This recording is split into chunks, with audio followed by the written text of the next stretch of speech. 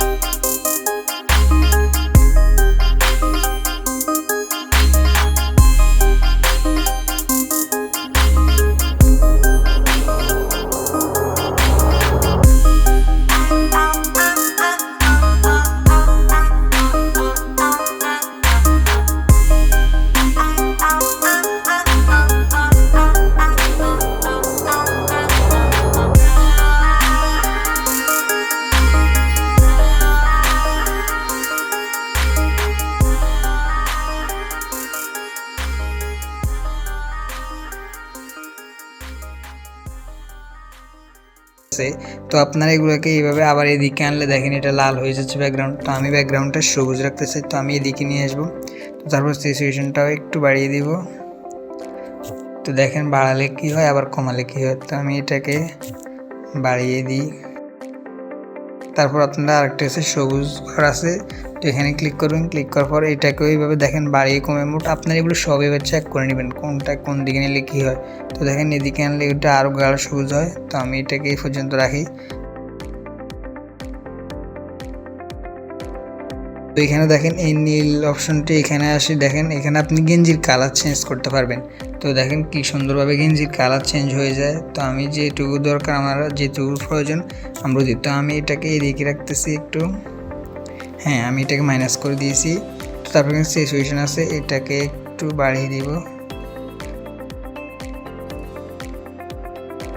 তো তারপর আপনারা এখানে কালার গ্রেডিং শেষ হলে আপনারা এখানে ডান অপশনে ক্লিক করে দিবেন। তো তারপর আপনারা এখানে দেখেন ডিটেইল নাম একটা অপশন আছে, এই অপশনে ক্লিক করবেন। তো এখানে ক্লিক করার পর এখানে নয়েজে ক্লিক করবেন।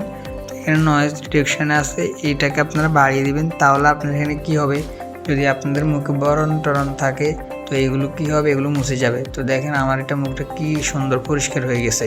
তো দেখেন আমি এটাকে আবার কমিয়ে দেখাচ্ছি। এই দেখেন এটা বিফোর এরকম, আর এখন আফটার দেখেন এই বাড়িয়ে দিয়েছি। তো এখন দেখেন এটা চলে গেছে সাথে সাথে। তো আপনারা আপনার পরিমাণ মতো দিয়ে দিবেন। তো তারপর আপনার এখানে যে ব্লার অপশন আছে, এই ব্লার অপশনে চলে আসবেন।